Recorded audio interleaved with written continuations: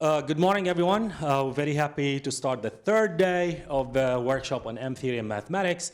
And we're very happy to have Richard. Actually, Richard Szabo from Heriot-Watt is the advisor of one of our postdocs, Gregory. And we're happy to have him talk about D-branes and doubled geometry. Richard. Thank you.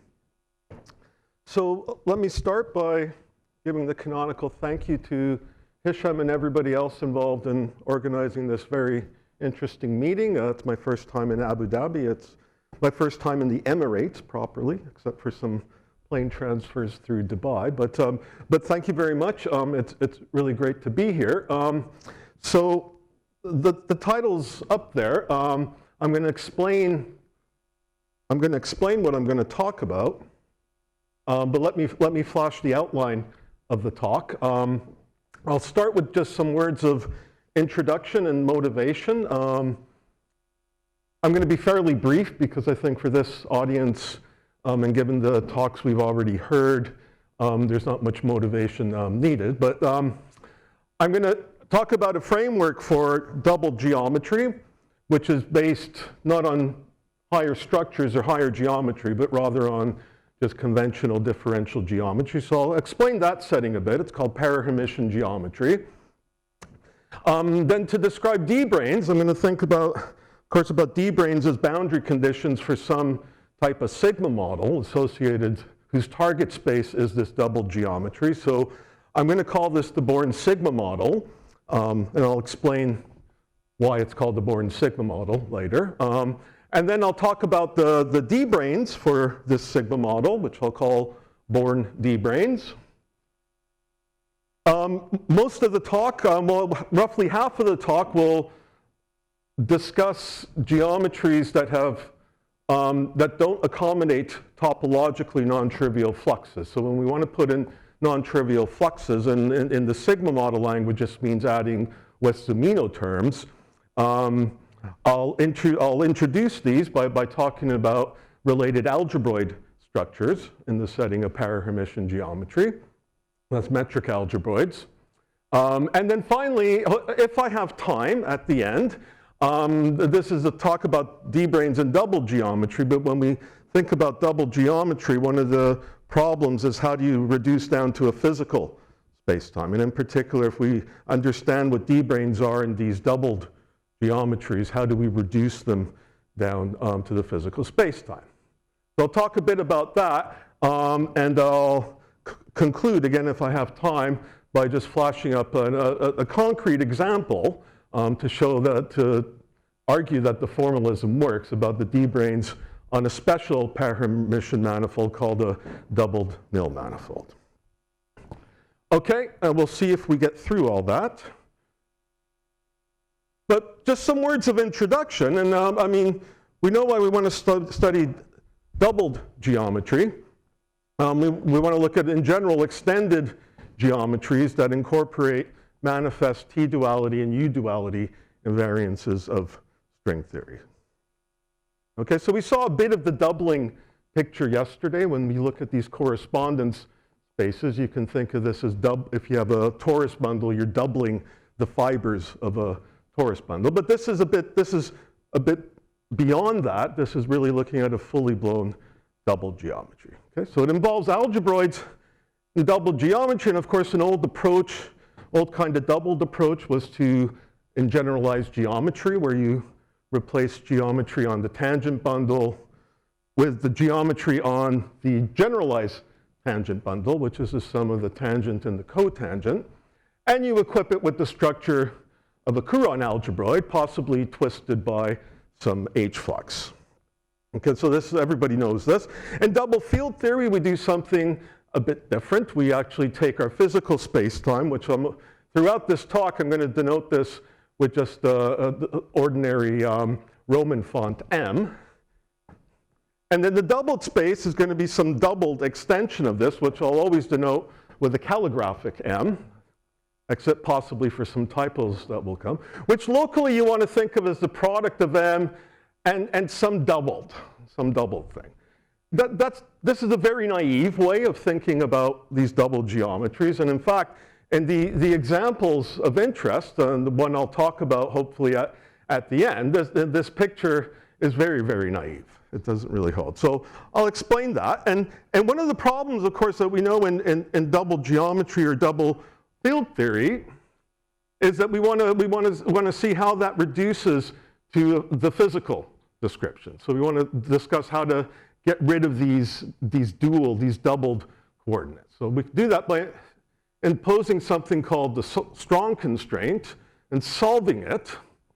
And then this reduces the structures, the geometric structures you have on this doubled manifold to the standard Courant algebroid. So that's sort of the idea behind the way I'm going to think about double geometry. Now, there are various rigorous attempts at describing what a double geometry is, and I know there are several people in the audience who have worked on this using ideas from graded geometry and from higher geometry, and these certainly have their advantages. But in this talk, I'm going to do something a bit simpler. I'm not going to introduce higher geometry, but I want to look at a framework that's based just on conventional differential geometry. This description, like other descriptions, of course, has its limitations. There are some things which, at this stage, cannot be explained, but this will suffice for what I want to talk about in this talk. So in this talk, I'm going to think of a global description of doubled geometry as a para-Hermitian geometry equipped with some kind of a metric algebroid structure. And I'll explain what these things are momentarily. So when we're thinking about T-duality, one of the phenomena, we want to probe phenomena described by T-duality, we could ask what happens with D-branes in this setting. So how do D-branes behave in these types of models, and how can we see how D-branes change under T-duality transformations? Okay, so that's going to sort of be the focus of this talk. And a D-brane for me, of course, will be some type of boundary conditions for an open string sigma model that I'll call the Born sigma model. Okay. And this Born sigma model is a version of the doubled sigma models that have been introduced over the years and studied by many people. I've probably missed many references there.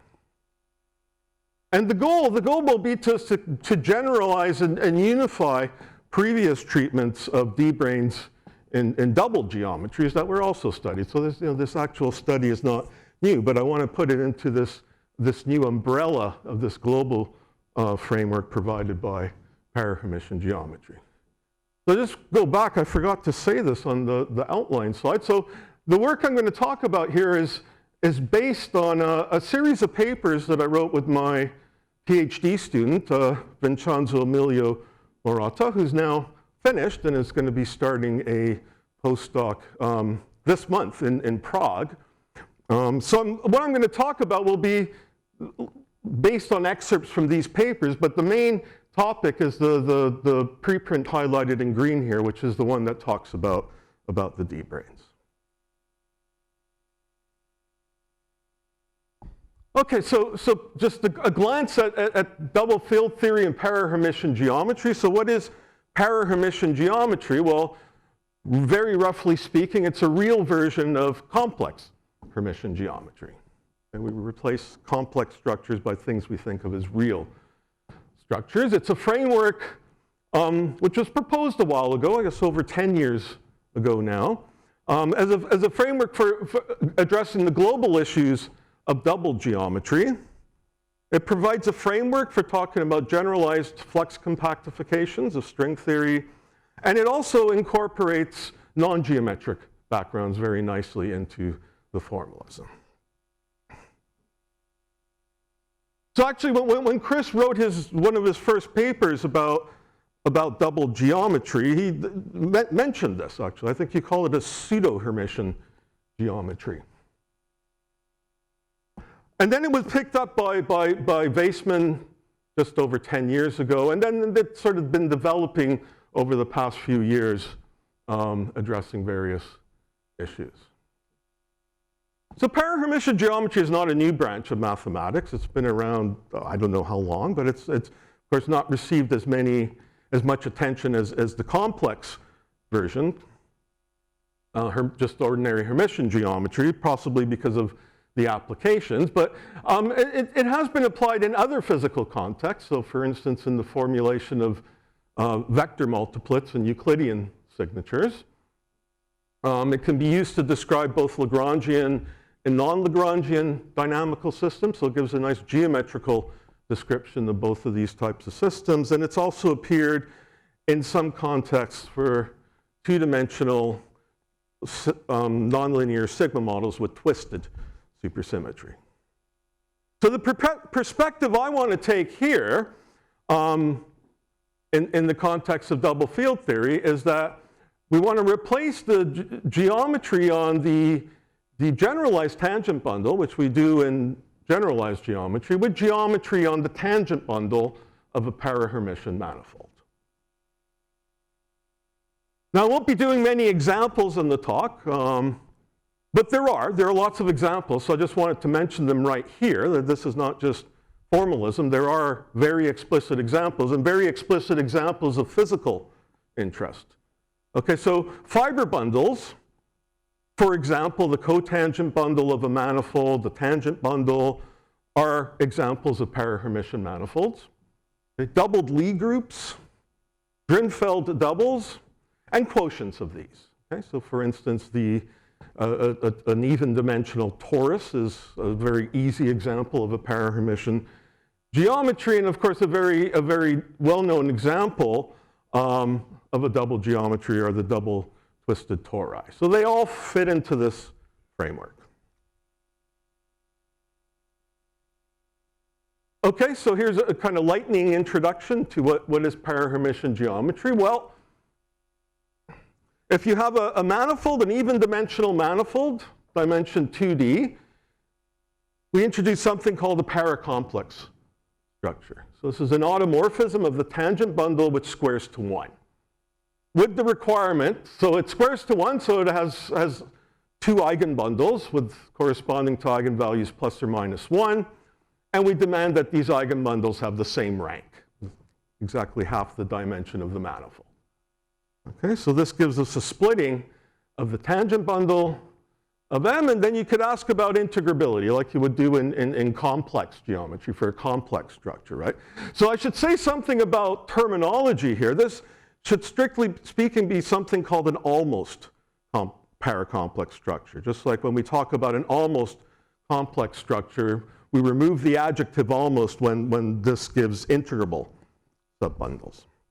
Okay, but that's very cumbersome to do, so I'm going to be a bit sloppy and not distinguish between integrable and non-integrable cases. Okay? But what's different from complex geometry is that the integrability of the two eigenbundles are independent. Okay? In complex geometry, the integrability of one would imply the other. Okay, so that's a paracomplex structure. A para-Hermitian structure now introduces a metric I'll call eta with split signature, which satisfies a certain compatibility condition with this paracomplex structure. And then from this relation, you can check that if you're given a para-Hermitian structure, and then there's a natural two-form associated to it, which we'll call the fundamental two-form.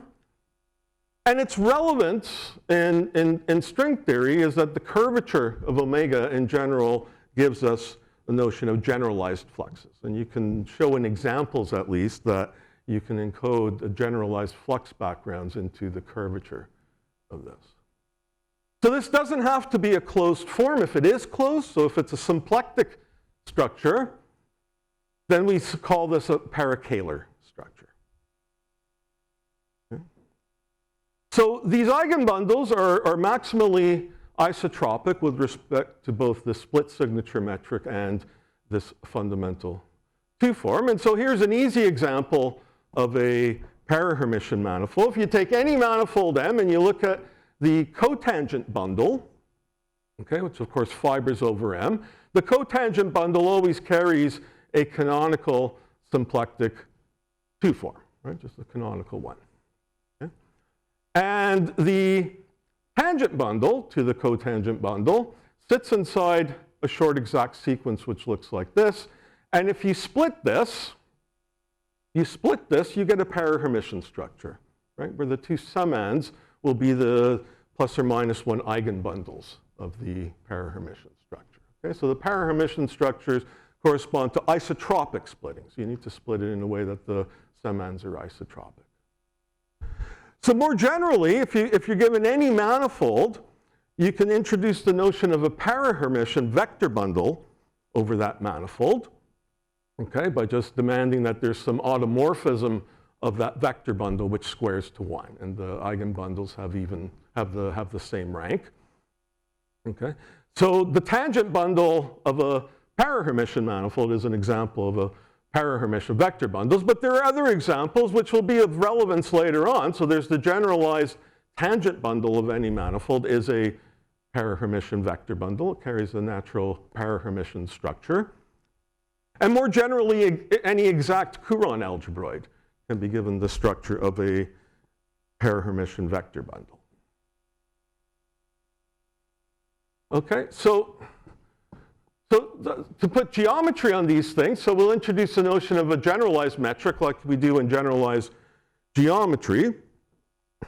So firstly, there are various transformations you can make of a parahermitian structure. So there's a notion of a B transformation. So this is an automorphism of the tangent bundle, which in this splitting takes this 2x2 matrix form here, where this is a map B from the plus eigenbundle to the negative eigenbundle, which satisfies some compatibility condition with the metric. Okay? So these are not only automorphisms, but they're isometries of this metric eta. And because of this condition here, this naturally defines a 2 form on the plus eigenbundle L plus that I'll denote by little b. So this changes the given paracomplex structure KB in this way. So you get a new parahermitian structure. It preserves eta, so it doesn't change the metric, and it changes the fundamental 2 form in this way. Okay? So this is something that's going to be used kind of implicitly later on in my talk. Okay? So a generalized metric on a parahermitian manifold is now some automorphism of the tangent bundle. It covers the identity, and it squares to 1. There's no condition on the eigenbundles. Okay, and that's one way to think of what is a generalized metric, but another way to think of it is if you compose it in a particular way with the split signature metric, this defines a Riemannian metric. That's what we'll call the generalized metric. And it's a little proposition that you can prove is that H is uniquely determined and defined. You can write a formula for it by a metric on L plus that I'll call little g, and a 2 form B, which is induced by a B transformation. Now, if in addition the generalized metric and the fundamental 2 form satisfy this relation here, then the triple eta omega H is called a Born. What happened here? Oh, how did I get all the way there? Sorry about that.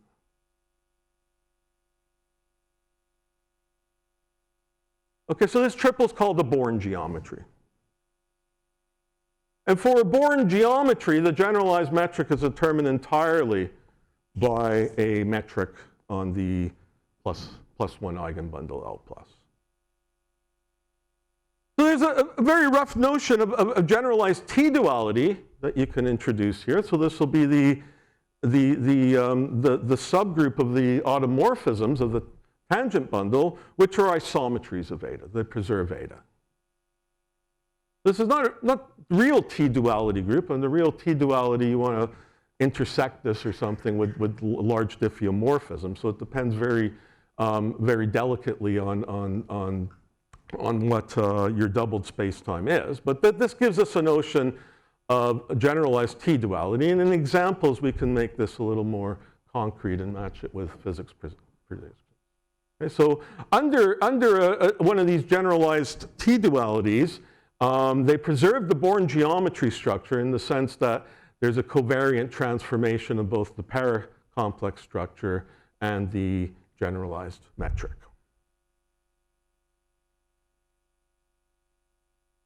Yeah.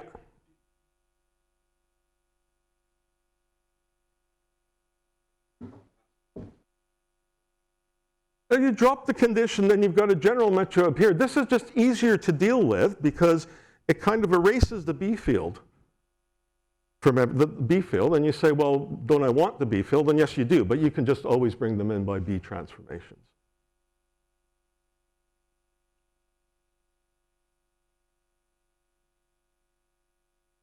Right.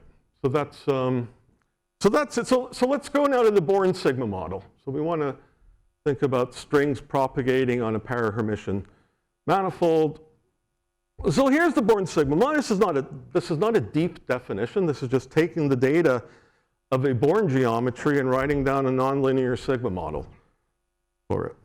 Okay, so sigma 2 here is an oriented Riemann surface. Okay, the eta omega h that appear up here is a Born geometry, and X is just some smooth map from this surface into the target parahermitian manifold. Now, in the context of double geometry, of course, what I want to focus a bit on is what is the strong constraint. Okay. Now, in this setting, parahermitian geometry as a double geometry is then largely a theory of foliated manifolds. This is the way we think about it in this context. Okay, so what does the strong constraint mean? What does it mean to impose it in this sense? Well, we take the negative eigenbundle of this parahermitian structure, and we assume that it's involutive. Okay, so we assume that it's an integrable distribution. Okay, so if it's an integrable distribution, then it defines a foliation of the manifold, okay, that I call calligraphic F. Okay, so you think of it as the tangent bundle of the foliation. And then this allows us, solving the strong constraint means we realize this foliation, and then we select the physical space-time, the thing we want to think of as our physical space-time with all the doubled coordinates eliminated, as a quotient of this manifold by the leaves of this foliation. Okay, so in this sense, double geometry really is a theory of foliated manifolds when we want to think about its reduction to the physical space-time. Okay, so this kind of foliated manifold picture was noticed by many people. Of course, is not a very new observation here, but this is what I'm always going to think about as the strong constraint. So we want to think about this now in the language of the Born sigma model. So if you give me this doubled sigma model, I have the strong constraint imposed, and I want to reduce this sigma model to a sigma model over the physical space-time. So how do I do that?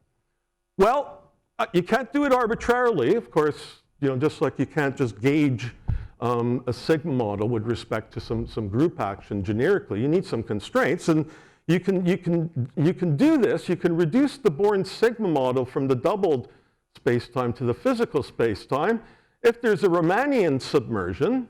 Okay, so the M with its generalized metric. And remember, I said that H was determined only by a metric on the plus eigenbundle. That's what this G is here. Okay, so you're demanding that this G descends down to a metric on the physical space-time. So then you can reduce the Born sigma model to a sigma model on this physical space-time. And how do you do that in general for very general foliation? Well, we know how to do it if we're trying to quotient by a group action. We know how to gauge sigma models then. But how do we gauge along a foliation? Well, there's a really nice theory that's been developed since about 10 years ago by Kotov and Strobel for doing this. The observation that you can gauge a sigma model. To gauge a sigma model, it's not necessary to have an isometry of the background. Okay? You can And so instead of having a Lie algebra killing vectors for the background, it's enough to have what they call the killing Lie algebroid. Okay, so I'm not going to explain in detail what that is, but in general, it's just a Lie algebroid over a Riemannian manifold that's equipped with a Lie algebroid connection, and that induces another connection that I call nabla A. So H is going to be covariantly constant for a flat A connection like this. Okay, so there's some conditions here that I'm skipping.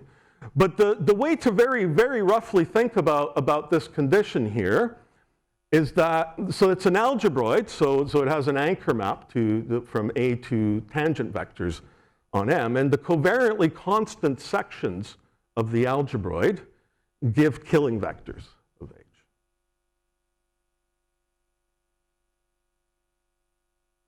Okay, so if we want to apply this in our setting, what is this killing Lie algebroid? Well, I'm assuming this integrability condition. I have the foliation. Okay, so this is a subbundle of the tangent bundle. So my anchor map is just the inclusion of this bundle TF into TM. Okay, so it's a very, very easy Lie algebroid.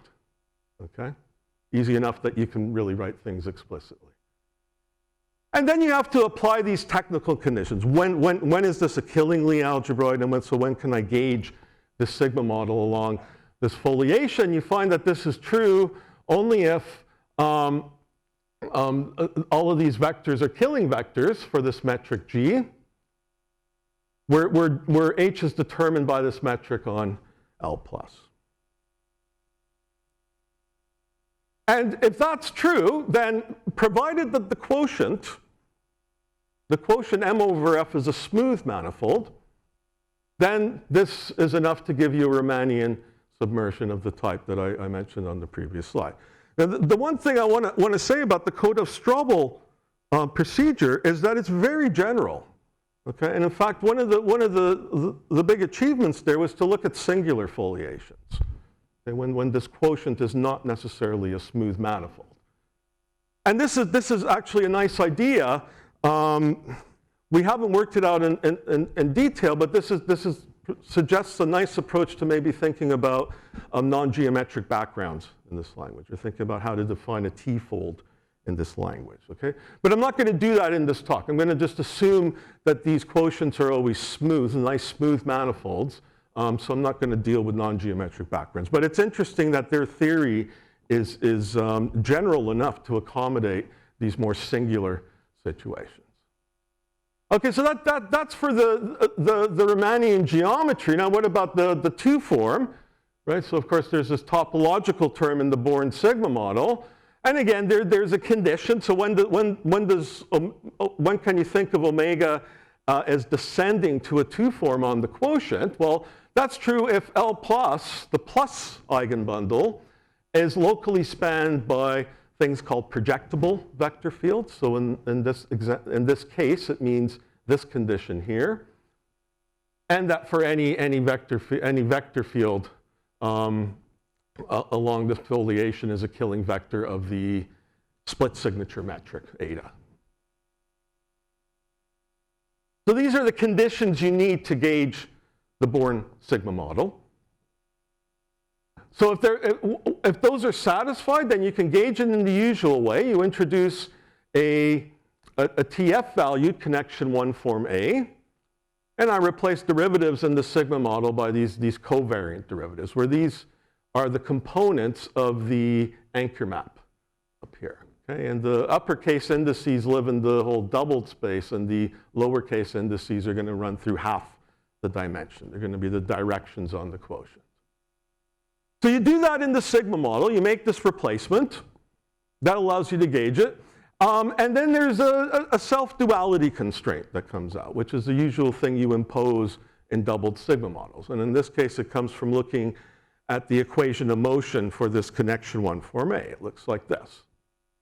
Okay, so if you put A equal to 0 here, you get a version of the usual self-duality constraint that people talked about many times in the context of doubled sigma models.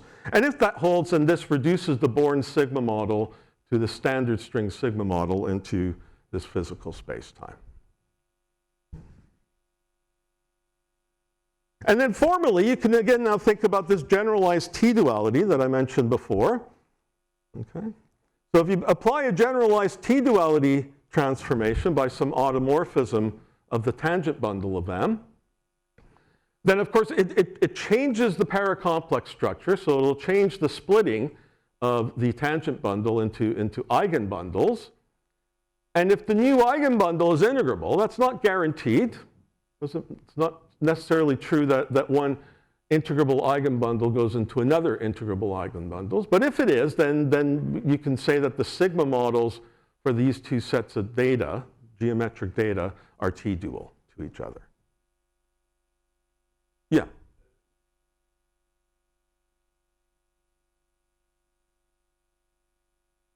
Sorry, say again? So the point here, I have an isometry in this sense. Okay, up here.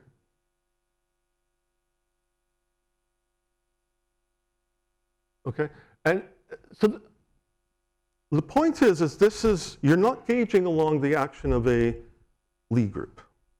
There's no Lie algebra here in general. I mean, that's an example of this. So in general, and I mean, when I look at examples, and if I come to it at the end, there's an example of the double twisted torus. Okay, and I have foliations there, but they're not Lie group actions. They're actions of a foliation on the manifold.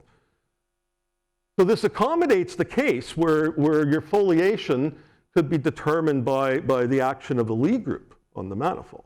But it's more general.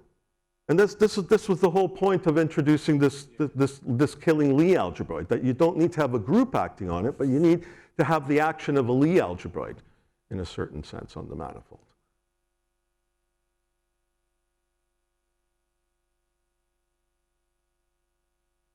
And you do in this sense, okay? I have to demand that the metric on the double geometry is leaf invariant, so it can descend down to the quotient. And that's exactly why you would need the isometry condition.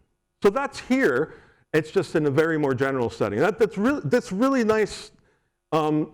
Really nice about this Kotov-Straubel framework. They really have this very general framework. Okay, so that's gauging the Born sigma model. Okay, now we can start moving towards D-branes. We got the sigma model now. We've understood how it how it behaves under imposition of the strong constraint. So, well, we'll just pick some local coordinates for sigma. We'll assume it has a boundary. Okay, so tau is going to be the coordinate along the boundary. Sigma will be normal to the boundary. And I mean, this is a nonlinear sigma model. You can go and analyze it, look at its equations of motion, and so on. So let's just look at the boundary conditions that you get. So they should be more or less familiar, they look like. So how do we solve such a thing? Well, the way I want to think about the solutions is that they can be solved by picking subbundles. So we want to solve this by tangent vectors to something, right? Which will eventually be our D-brane. Okay, so we'll pick a subbundle of Tm. Then it sits inside a short exact sequence of vector bundles, where this bundle here is the normal bundle. And then we choose an orthogonal splitting of this exact sequence with respect to the generalized metric h that appears in the sigma model. And I'll just denote the corresponding orthogonal projectors by pi and pi perp.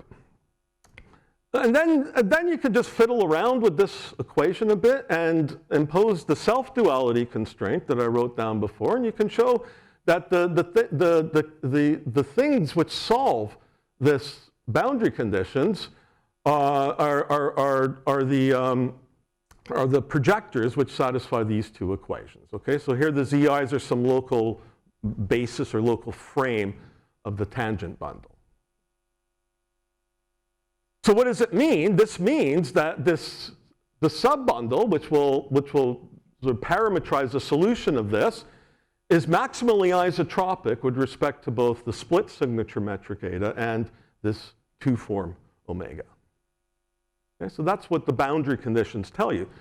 Note that the boundary conditions at this level of generality tell you nothing about the integrability of the bundle. Okay, so this is maximally isotropic, but it doesn't have to be integrable. And so that's the level of generality I want to work at now. And that leads us to the definition of a Born D-brane, or D-brane for the Born sigma model.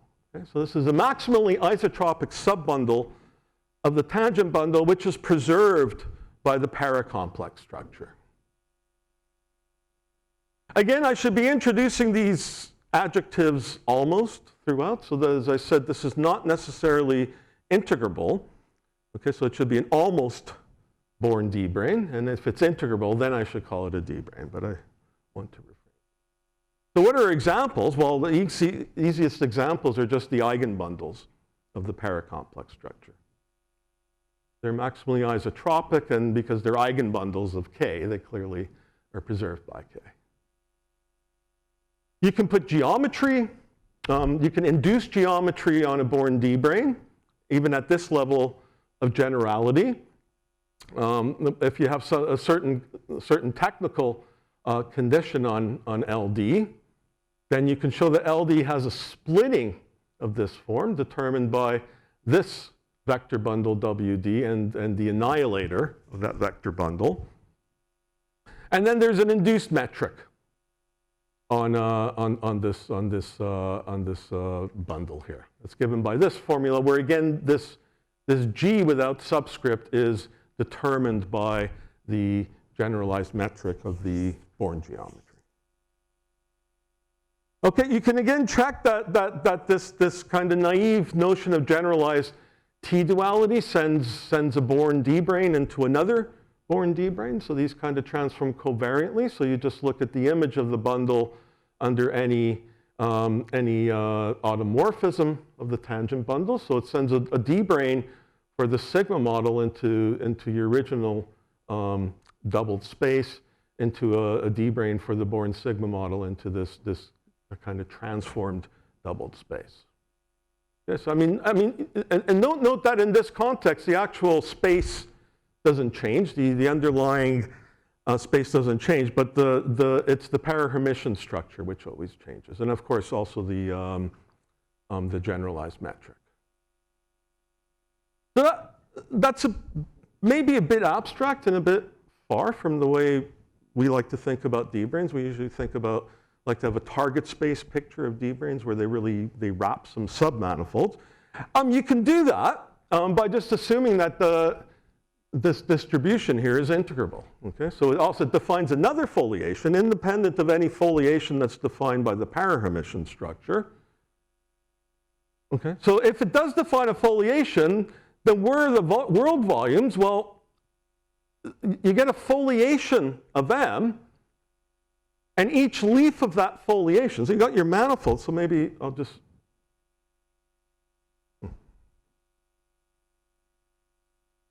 right, I had this picture of a foliation. You have your manifold, and you've got the leaves. You think of this as being sliced up by these leaves, and then each leaf of this foliation is a d-dimensional submanifold of M. That's because these are maximally isotropic, and whose tangent vectors satisfy the boundary conditions. So you can think about your D-branes as being wrapped on these leaves. So even your D-branes in this picture are kind of foliated submanifolds of your doubled space-time. And then you ask other kind of obvious questions. Where's the Chan-Payton bundle? Where the Chan-Payton bundles in this picture? And you could do that using B transformations. So remember, a B transformation is going to shift the fundamental 2 form. So if you go back to the sigma model, this will add another topological term. And if that 2 form satisfies a suitable integrability condition, and in particular if it's closed, then you can think of it using Chern-Weil theory as the curvature of a connection on a line bundle over your space-time, and that you can think of as the Chan-Payton bundle. Okay, so they don't sort of pop out naturally, but they can be put in.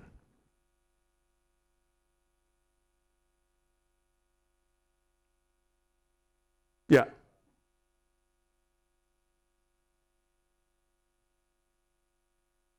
Yeah, I'm going to talk about that when I bring in the H-fluxes. This is another way to think about it. You look at kind of relative maps into the space-time, right? This is what you're thinking of. You fix a submanifold, and you look. I haven't done that here. So the reason why, the statement is that if I think of this, even in this this possibly non-integrable distribution is consisting of tangent vectors, then these tangent vectors solve these equations. And these are equivalent to, these conditions are enough to solve these equations up here. That's the way I think about it.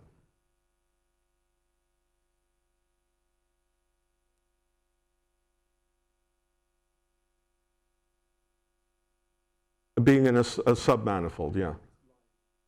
Mm-hmm.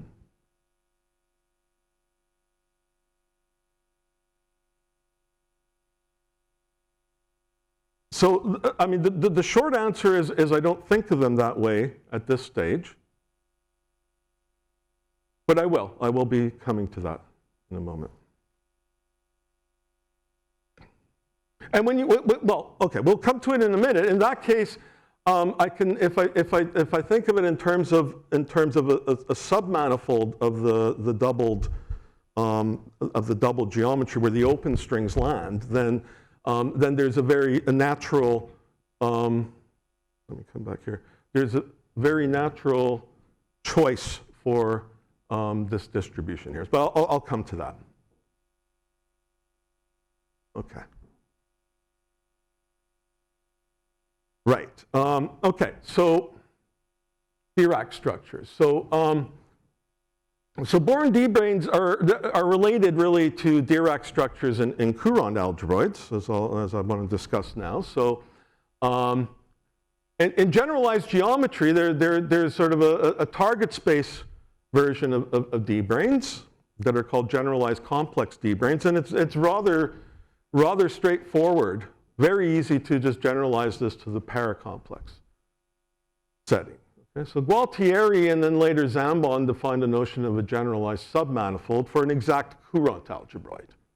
Okay, so this is a submanifold of M together with a subbundle of E, which lives over W, which is maximally isotropic with respect to the metric on the Courant algebroid. It's integrable. And its image under the anchor map is the tangent bundle to W.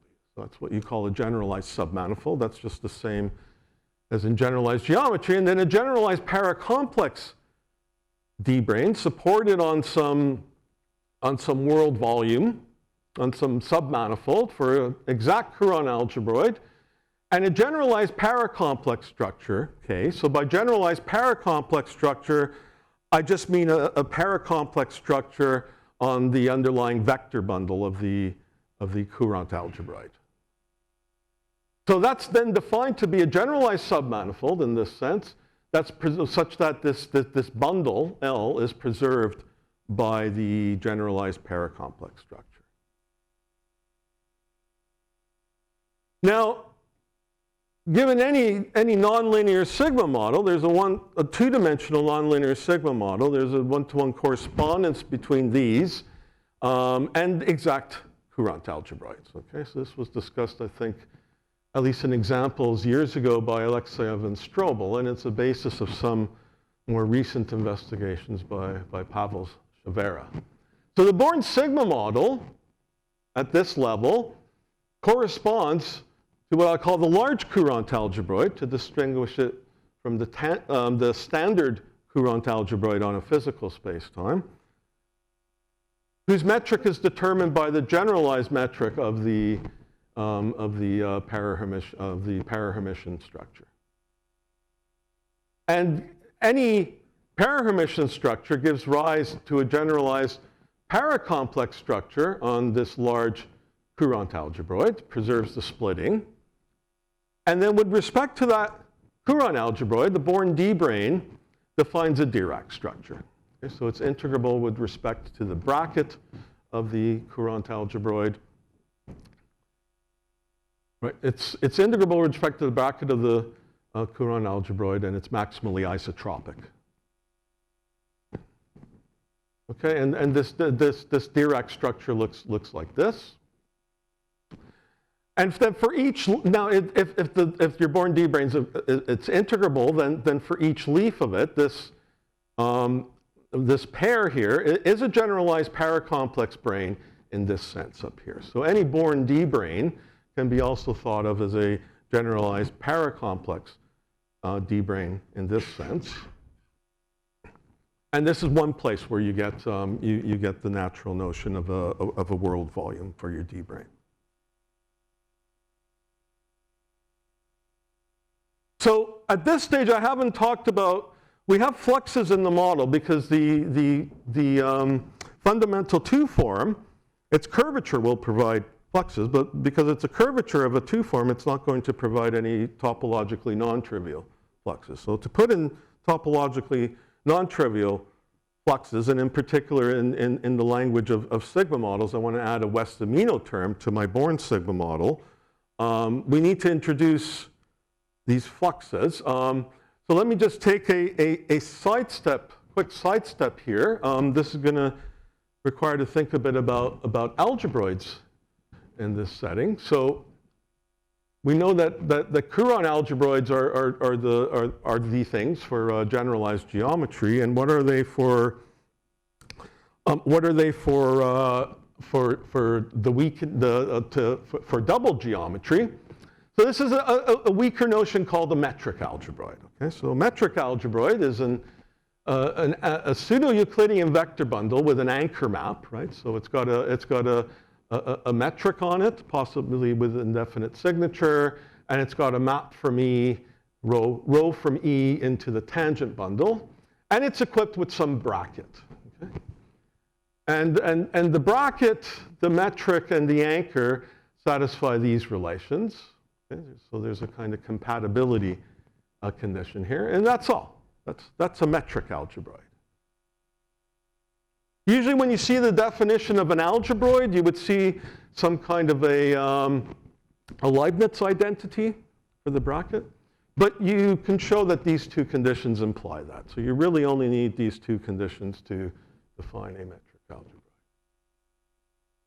Okay, and this definition is not only natural, but it's the metric algebroids are very abundant. Okay, so some results of Weissman show that not only does any pseudo-Euclidean vector bundle admit a metric algebroid structure, but it admits infinitely many. And this is just a side comment because, I mean, this idea of bringing this in at the level of double geometry is not, people have discussed this already. Okay, you can show that there's a one-to-one correspondence between metric algebroids and symplectic things called symplectic 2 algebroids. Okay, so this is the usual graded geometry way of thinking about algebroids. Okay, and in this graded geometry language, in the literature there seems to be just lots of different names for this type of things. Okay, they've been called symplectic nearly Lie 2 algebroids, symplectic pre-NQ manifolds of degree 2, and pre-QP manifolds. Okay, but in a PhD thesis from around 2015, these things were actually called symplectic 2 algebroids. Okay, it's just a side comment for those of you who like to think of these things using graded geometry. So any it's again another result, a proposition that any parahermitian manifold admits a canonical metric algebroid structure on its tangent bundle. Okay, so there's a canonical metric algebroid bracket. It preserves K. The anchor is just, this is defined on TM, so the anchor is just the identity map. And it's canonical in the sense that the eigenbundles of K are involutive with respect to this bracket, and this is compatible in a sort of obvious way with the Lie bracket of vector fields on the tangent bundle. Okay, so just quickly, there are some Related, I don't want to go through I'm running out of time, so I don't want to go through everything here, but there's some related algebroids. So if you start, you have the axioms for a metric algebroid, and you could start, of course, putting in more stringent conditions. So if you demand now that the anchor is a bracket morphism to the tangent bundle with the usual Lie bracket of vector fields, that defines a structure called a precourant algebroid. Or if you instead you impose the Jacobi identity for the bracket of the metric algebroid, then you get the usual courant algebroid. Okay? So you have these intermediate structures of precourant algebroids and courant. And of course, the well-known courant algebroids. Okay? And I just want to make a comment here at the bottom that the notion of generalized paracomplex branes that I gave actually makes sense for exact precourant algebroids. So I'd stated it for courant algebroids, but you can actually weaken it down to precourant algebroids. Okay? You don't need the Jacobi identity, but you do need the morphism property of the anchor map. Okay?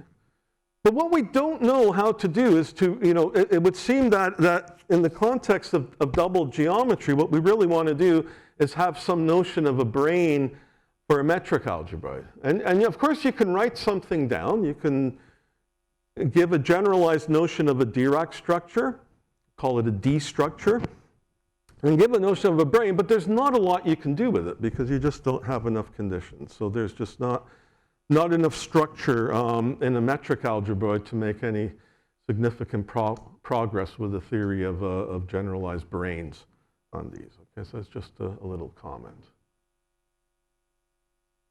Okay, so, oops.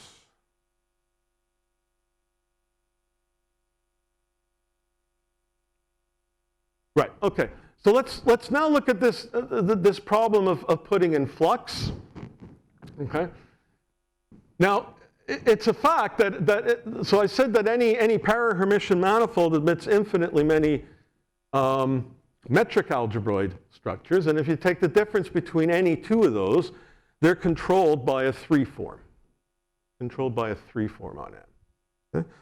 So there's a way to define then a canonical 3-form. You choose this canonical metric algebroid that I mentioned, and you just look at it relative to some reference bracket. And then another natural one is a bracket that's induced by the Levi-Civita connection of your split signature metric down here. Okay? So this you can show will vanish if and only if the fundamental 2-form is closed. Then to insert a Wess-Zumino term into the sigma model, you need some conditions to ensure independence of some choices that you make.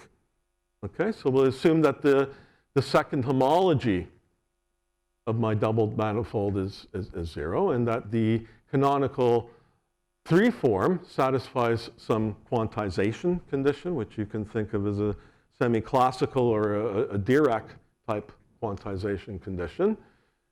And then we can choose a volume, right? A three manifold, open 3 manifold whose boundary is the world sheet, and add this Wess-Zumino term. Okay? And then these technical conditions ensure that this is the choices that are made here, which namely the choice of a 3 manifold, and of course the extension of the maps from sigma to V, that the sigma model is independent of those, provided these things. That's good for the closed string case. Of course, for the open string case, we want sigma to be an open world sheet. So, and this is what Chris mentioned, but for open strings, we should consider relative maps. So we fix some submanifold of our target space M. And then our maps are maps from sigma into M, which send the boundary d sigma into W. And then you need to modify these admissibility conditions to relative admissibility conditions. Okay, so you need that the relative homology of M relative to W is trivial, and that there's some 2-form on W such that the pair H and B defines a relative cohomology class.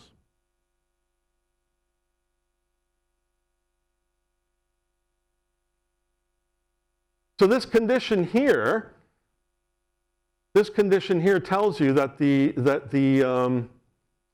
that this 3 form, this canonical 3 form, becomes trivial, topologically trivial, not zero, but topologically trivial when restricted to W, right? So it's the curvature of dB. So in this case, once we fix this W, then a natural, sorry for that, then a natural choice for this Born D-brane that I wrote down before is to take the image of this distribution, to just look at the inclusion of the tangent bundle of W inside Tm. And then if you look at the condition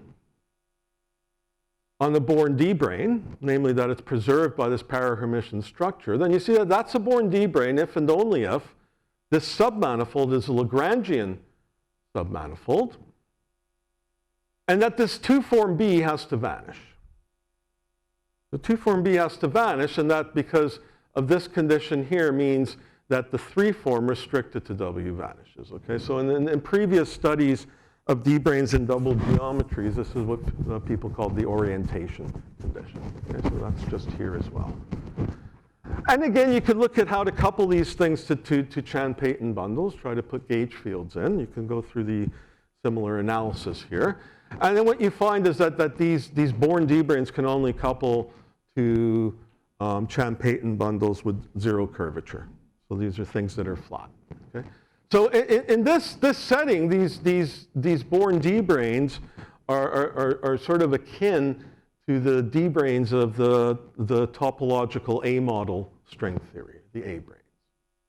Okay? I'll just quickly go through one more slide. I'm not going to have a chance to get to the reductions, but I introduced this notion of para-complex D-brane. This is my last slide. And now you can think about this putting in the H flux, okay? So you can show again, and this goes back to the generalized geometry work already, that any generalized submanifold on an exact Courant algebroid can be written, the bundle can be written as a bundle like this, which is parametrized by some 2 form on W. Okay, so there's a 1-to-1 correspondence between these structures. Okay, so our 2 form and the 2 form F and the canonical 3 form have to satisfy this condition. And if you're just given a Born D-brane, then this generalized paracomplex D-brane I had before, so this Born D-brane with its Dirac structure is now a generalized paracomplex D-brane if and only if the H flux vanishes when restricted to W. On the other hand, if we just take a Born D-brane now and we pick some arbitrary 2 form F, then you can show that the pair W and LF, that's determined up here, is a generalized paracomplex D-brane, namely it's preserved by this generalized paracomplex structure, if and only if this condition, this combination here, lives in the annihilator. So now from here, if the 3 form restricted to W vanishes, okay, so that means that dF is 0, so that's an integrability condition, right? It's a Bianchi identity.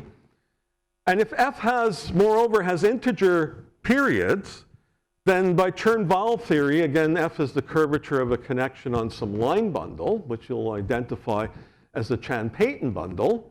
Okay? And if K is integrable, then this condition means that F is in fact the curvature of a paraholomorphic Chan-Payton, a paraholomorphic line bundle on WD. Okay? That's a theorem that we found for several years ago.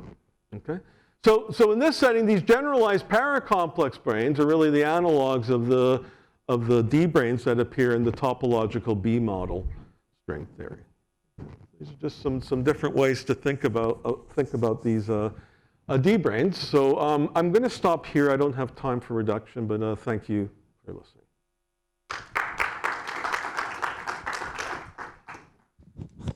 Questions for Richard?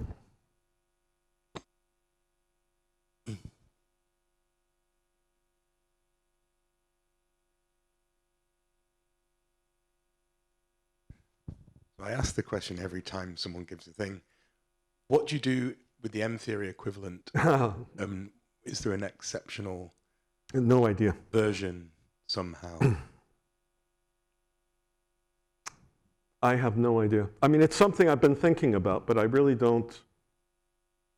I mean, the kind of fortunate thing with T-duality and double geometry is there was this mathematical basis already there, right? This parahermitian geometry, as I said, it's not new, and it's, you know, it seems to fit the picture of doubled geometry quite nicely. To do you know, more general extended geometries, I simply don't know. It's, I mean, one thing I've been sort of working on and off on for a while is even just to try to do a heterotic double geometry. And that seems, I mean, of course you can make definitions there, just mimicking what people do in generalized geometry. But again, if you want to put in the analog of something like a metric algebroid, not clear how you should think of the bracket in that case. So I think even going to the heterotic case in this language, it's not been done. And that's not clear. But so that would be my little stepping stone to it, and then try to think about putting in U-duality in that. But I don't know. I don't. Any other questions?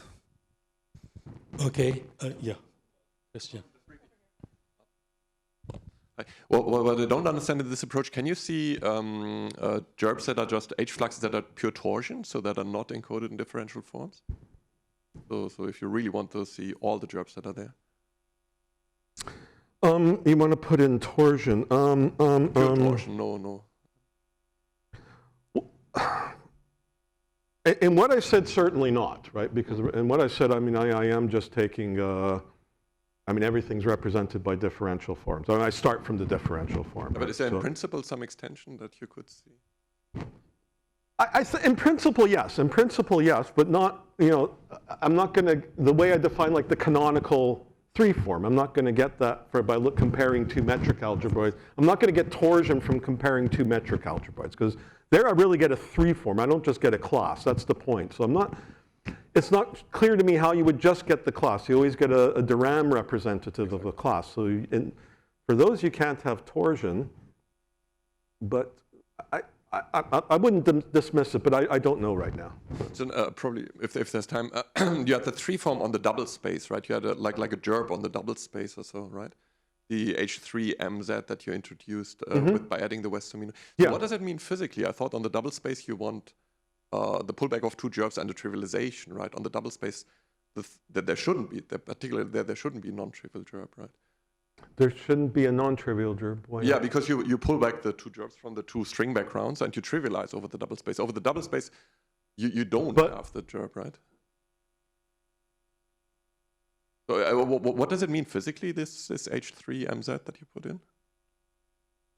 Well, what does it mean physically? I mean, this would be the thing. Like you would say that in a double geometry, I'd have these generalized fluxes, right? Right.